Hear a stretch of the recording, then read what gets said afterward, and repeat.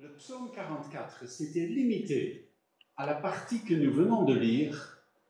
Le psaume 44 aurait été un des psaumes les plus appréciés des chrétiens. Mais le psaume ne se limite pas à cela. Et à cause de cela, il est plutôt inconnu. Si on vous demande comme ça, et de quoi ça parle le psaume 44, vous donneriez un regard un peu dans le vague et vous dites « Ah, il faudrait que je lise cela ».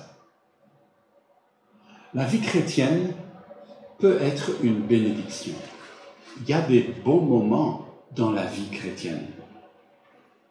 Il y a différentes saisons. Quand on écoute Bernadette, on s'en rend compte. Et c'est comme cela dans nos vies, à chacun, à chacune. Il y a des belles saisons et il y a des moches saisons. Il y a la belle saison de la bénédiction et la mauvaise saison de l'épreuve. Quand la bénédiction dure, on doit s'en réjouir, on doit être heureux. On peut avancer, comme le dit le chant, n'est-ce pas? Debout, sainte cohorte, soldats du roi des rois, de victoire en victoire, il mène qui le suit. Il y a des moments dans la vie où c'est comme ça. Tu avances de victoire en victoire, comme dans le début de ce psaume. Des victoires par la prière, par le témoignage, par la parole de Dieu, des victoires contre le mal et la tentation, etc. Joie et bonheur parce qu'on sert un Dieu qui prend soin de nous. Saison de bénédiction. Donc le psalmiste tire des conclusions, nous venons de le lire. Dieu, tu es mon roi, je suis heureux d'être un des tiens. Si Dieu est pour nous, dira le Nouveau Testament, qui sera contre nous? Et il y a de ces moments où dans la vie, on chante notre joie. Quel ami fidèle et tendre. Oui, si le psaume s'était arrêté là, on aurait lu souvent le psaume 44. Mais il ne s'arrête pas là. Lisons la suite. Verset 10. Pourtant tu nous as rejetés et livrés à la honte. Tu as cessé d'accompagner nos armées au combat. Tu nous as fait tourner le dos devant nos ennemis. Nos adversaires se sont emparés de nos biens. Oui, tu nous as livrés à eux, ainsi qu'un troupeau de brebis destiné à la boucherie. Et tu nous as éparpillés parmi les nations étrangères. Tu as vendu ton peuple à un bas prix, sans en tirer aucun profit. Et tu nous as livrés aux railleries de nos voisins. Tous ceux qui nous entourent se rient et se moquent de nous. Tu fais de nous la risée des nations païennes. En nous voyant, les étrangers secouent la tête en ricanant. Je souffre tous les jours dans mon humiliation. Je suis couvert de honte quand j'entends les outrages et les propos blessants d'un ennemi vindicatif. Ça, ce n'est pas la belle saison. Ça, c'est la mauvaise saison. La saison où on t'annonce que tu as un cancer, où on te dit que tu as perdu ton travail, que tu as échoué aux examens. Et c'est la tempête qui commence. Vous savez, cette première moitié du psaume est autour de deux mots. Le mot « autrefois », tout au début, la bénédiction. Quand c'est derrière nous, c'est vite loin, autrefois. Et le mot « pourtant », cependant, mais. Ces mots résument la vie de beaucoup de chrétiens. On a un autrefois de joie et on a parfois un présent rempli d'amertume. quand tout va de travers, quand la vie ne nous donne pas ce à quoi nous pensions avoir droit. Comme si Dieu nous a oubliés. Pire, on n'ose guère dire ça. Mais le psaume le dit. Tu nous as rejetés. C'est ça ce qu'il a ressenti. Est-ce que Dieu l'a rejeté? Non, je ne pense pas. Mais c'est comme ça qu'il a vécu cela. Et c'est ce qu'il dit. Parce que heureusement, on a un Dieu à qui on peut tout dire. Je ne sais pas si ça vous a frappé. J'ai fait exprès de ne pas accentuer ma lecture. Si je l'aurais accentué, j'aurais lu tout autrement. J'aurais lu à partir du verset 10. Pourtant, tu nous as rejetés. Tu as cessé d'accompagner. 9 fois, je les ai comptés. 9 fois interminables. Tu as fait cela. C'est excessif, non? Vous croyez? Pas quand tu es cloué sur un lit de maladie, que tu as perdu tes bien-aimés et que ta vie est en ruine. Mais c'est inévitable, non? Nous croyons que Dieu est souverain. Nous croyons que notre vie est entre ses mains. Alors, quand ça va bien, ça vient automatiquement. Mais quand ça va mal, voyez, les païens peuvent accuser tout et n'importe qui. Ce sont des païens. Ils ne sont pas dans la main de Dieu. Mais nous, Dieu est souverain. Et tout ce qui m'arrive doit nécessairement passer par ses mains. Ce n'est pas possible autrement. Et donc, le psalmiste n'a pas tort quand il accentue à 9 reprises ce que Dieu a fait. Vous voyez, en tant que chrétien, tes accusations ailleurs, ça n'a pas énormément de valeur. Tu ne peux pas te cacher éternellement derrière cela. Tes problèmes, ce n'est pas d'abord l'autre. Rappelez, comme Jean-Paul Sartre, l'enfer, c'est l'autre. Non, en tant que chrétien, tu ne peux pas te permettre de dire cela. En tant que chrétien, tu dois te débrouiller avec Dieu. Seigneur, qu'est-ce que tu fais? Pourquoi permets-tu cela? Et ces mots sont tellement fréquents dans le livre des psaumes. Pourquoi? Qu'est-ce que tu fais? Pourquoi suis-je en train de souffrir? L'Éternel est pour moi, je ne craindrai rien, que me feraient les hommes? Dit le psaume 118, et le Nouveau Testament le cite en hébreu. Et quand tout va bien, on peut le citer aisément.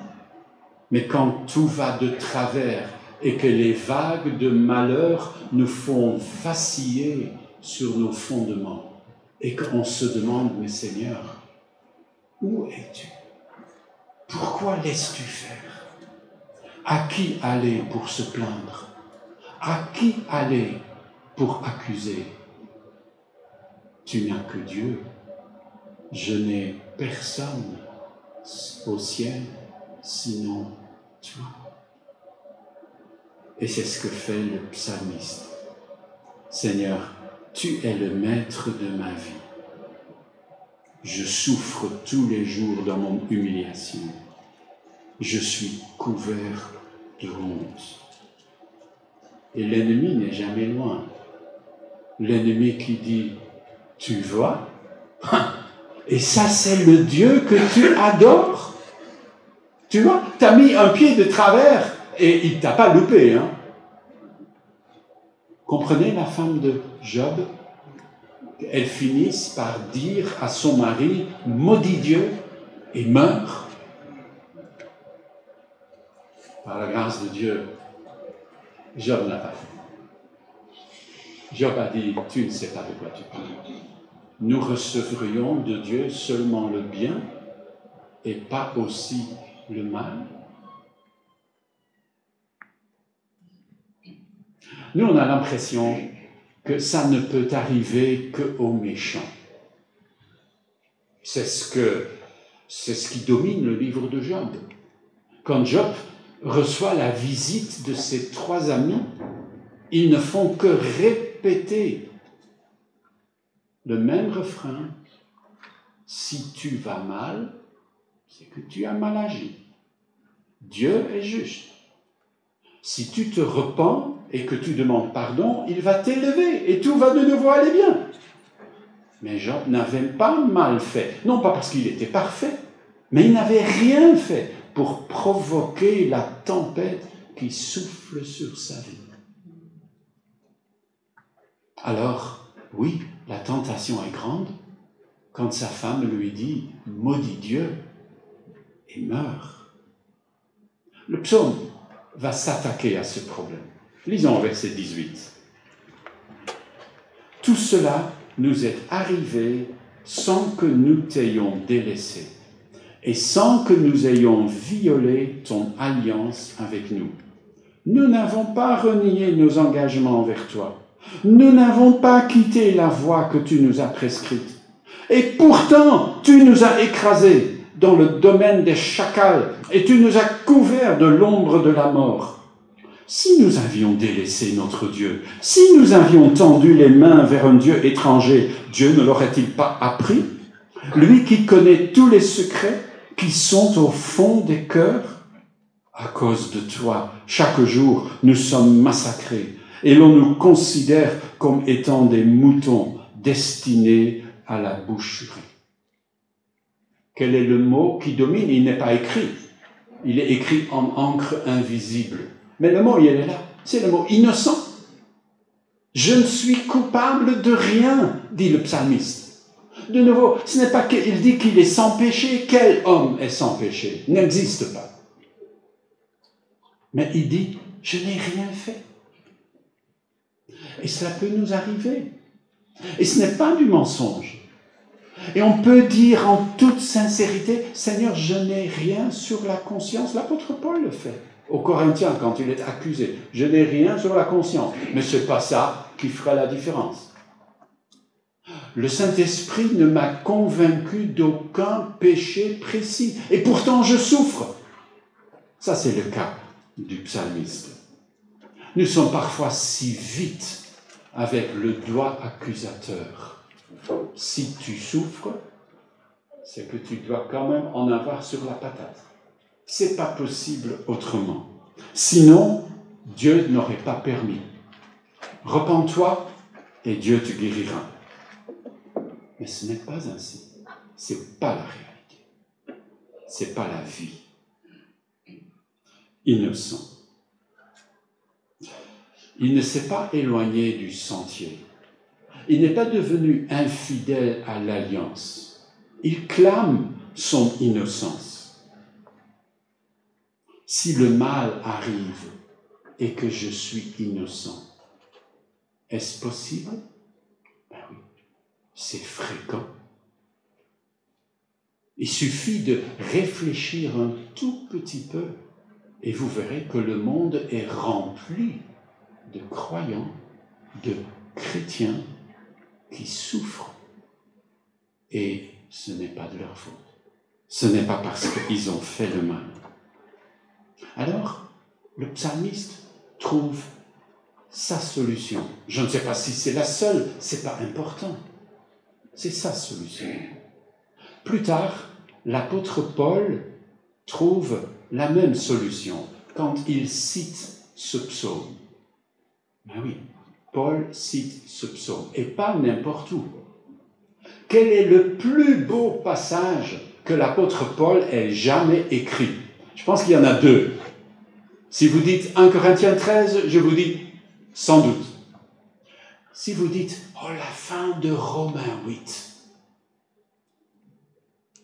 Si Dieu est pour nous, qui sera contre nous?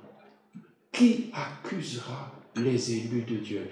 Qui nous séparera de l'amour de Christ? C'est les deux plus beaux passages de l'apôtre Paul. Et ils figurent parmi les plus beaux passages de toute la Bible. Et en Romains 8, à la fin de Romains 8, Paul arrive au psaume 44.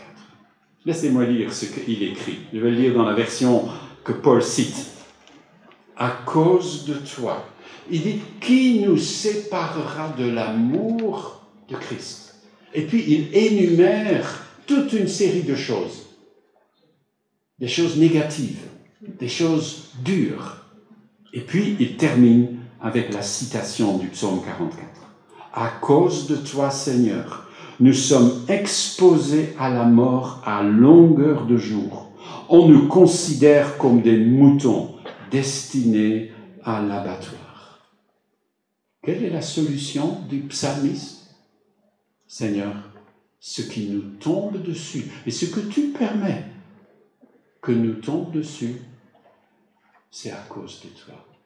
C'est parce que, justement, on t'appartient et que ce monde est ton ennemi. On nous traite comme un jour on a traité ton fils.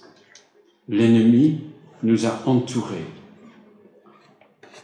Te suivre nous a exposés à la persécution. Que cette persécution s'appelle l'ennemi qui crucifie les chrétiens, l'ennemi qui pend les pasteurs, qui brûle les maisons des chrétiens, qui viole les épouses et les filles, et tout cela arrive dans notre monde, dans notre temps. Ou que cela s'appelle la maladie, le malheur sous toutes ses formes. Tous ceux qui veulent vivre avec piété en Jésus-Christ seront persécutés. Regardez ce texte glorieux de Romains 8. Si Dieu est pour nous, qui sera contre nous? La bonne feuille, on n'ira pas. Qui nous séparera de l'amour de Christ? Et puis, il en vient à ce psaume. Parce qu'il dit, ça c'est notre situation. Ce n'est pas que tout va bien. Ce n'est pas qu'on vit tous les jours dans la belle saison de la bénédiction. Ce n'est pas vrai. La tempête arrive. Et en citant le psaume 44, il nous dit, tu vois, ce n'est pas nécessairement de ta faute. C'est comme ça. Parce que tu appartiens à Christ. Parce que tu veux rester fidèle à Dieu. Et oui, il te tombera dessus un tas de choses. L'épreuve peut me faire souffrir. L'épreuve peut me faire mourir. Mais c'est tout ce qu'elle peut faire. Elle ne peut pas me séparer de l'amour de Dieu en Jésus-Christ. C'est impossible.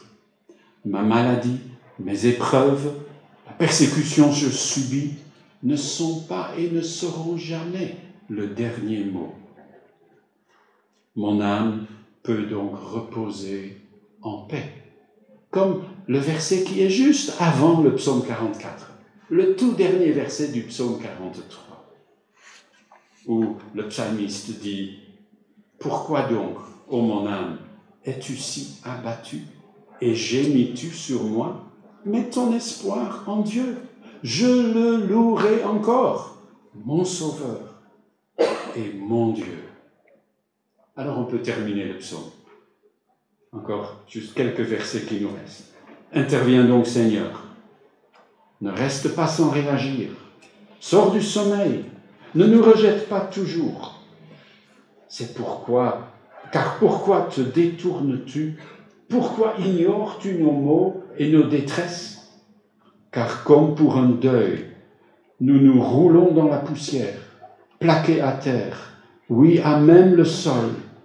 Agis, viens à notre aide, libère-nous dans ton amour. Littéralement, ce premier mot au verset 24, c'est « réveille-toi ». Le psalmiste appelle Dieu à se réveiller. C'est curieux, non? pour ça qu'ils ont changé ça dans la traduction ici. Dieu n'a pas besoin d'être réveillé. Oui, mais parfois on a l'impression. Et le psalmiste avait cette impression. Rappelons-nous des 9 tu de ce psaume terrifiant. Seigneur, mais réveille-toi. C'est pas possible que tu nous fasses cela. Les Lévites qui ont écrit ce psaume, c'est marqué au verset 1, les fils de Corée, les Lévites savaient que Dieu a sa main dans notre vie. Nous ne sommes pas avant tout entre les mains des ennemis, mais entre les mains de Dieu. Alors, ils en appellent à Dieu. Est-ce que j'ose dire qu'ils en appellent à Dieu contre Dieu? Ce Dieu radicalement autre, comment me recevra-t-il? Pourrais-je soutenir son regard de flamme? Sois mon appui pour que je sois sauvé, dit le psaume 119, 117. Appui contre les autres, mais aussi, et nous n'osons à peine le dire, appui contre toi-même. Qui d'autre me défendra devant toi si ce n'est toi? Mystère de la grâce, quand Dieu nous défend contre lui-même et que le regard de la foi trouve un appui dans sa présence même. Comme le rappelle l'apôtre Jean, nous avons un avocat auprès du Père et il plaide en notre faveur. Le dernier mot de ce psaume, le mot par lequel ce psaume peu aimé termine, mérite d'être souligné. Ici, c'est le mot amour. Je préfère le traduire par le mot bienveillance. Le mot bienveillance en hébreu, c'est le mot qui est toujours lié à l'alliance. Dieu est bienveillant parce qu'il a conclu une alliance. C'est pour ça que tout conjoint doit être bienveillant envers son conjoint. Il y a une alliance. C'est comme ça que nous devons être avec nos frères et sœurs dans l'Église. Il y a une alliance et nous sommes entrés dans cette alliance. Et le mot de l'alliance, c'est le mot bienveillance. Et c'est ce que fait le psalmiste à la fin de notre texte. Agis, viens à notre aide, libère-nous dans ta bienveillance. Dieu dit ceci dans l'Ancien Testament, je vais terminer avec cela. Quand il se révèle à Moïse, il dit « L'Éternel, Dieu compatissant, et qui fait grâce, lent à la colère, riche en bienveillance et en fidélité, et qui conserve sa bienveillance jusqu'à 1000 générations. » Eh bien, dans ce cas-là, c'est aussi envers nous. Parce que même depuis Abraham, on n'est pas encore à 1000 générations. Donc Dieu est toujours bienveillant. Si je suis devenu un enfant d'Abraham par la foi, je marche dans la bienveillance, même s'il faut parfois passer par la vallée de l'ombre de la mort. Pourtant, ta houlette et ton bâton me rassurent. Tu vois, il y aura des belles saisons de bénédiction, grâce à Dieu. Et on s'en va sur une belle saison qui ne terminera plus jamais. Mais en attendant, il y aura des mauvaises saisons. Des saisons d'épreuves et de souffrances. Mais si sa bienveillance dure à toujours, n'y a-t-il pas assez pour faire face à cela? Ta bienveillance, ô Éternel, vaut mieux que tout ce que j'ai vu. Ma délivrance est sous ton aile, sur le rocher de ton salut. Avant de chanter ça, prie. Seigneur, merci pour ta parole. Merci qu'elle est remplie de réalisme.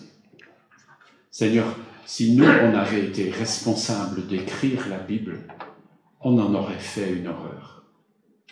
Un genre de conte de fées où tout est bien. Mais ta parole est beaucoup plus réaliste. Ta parole traite avec la vie, dans ses bons moments et ses mauvais moments. Merci Seigneur pour le témoignage de Bernadette. Merci qu'elle nous a raconté, sans cacher, qu'il y a eu des mauvais moments. Non pas parce que tu nous veux du mal, mais parce que tu juges que notre foi mérite, est digne de l'épreuve. Merci Seigneur que tu l'as aidé à traverser cela. Merci pour tous ceux qui l'ont assisté dans tout cela. Merci Seigneur que cela nous donne de l'encouragement dans nos épreuves présentes et futures, de savoir Seigneur que rien, mais vraiment rien, ne pourra nous séparer de l'amour et de la bienveillance de Dieu en Jésus-Christ. Nous t'en bénissons.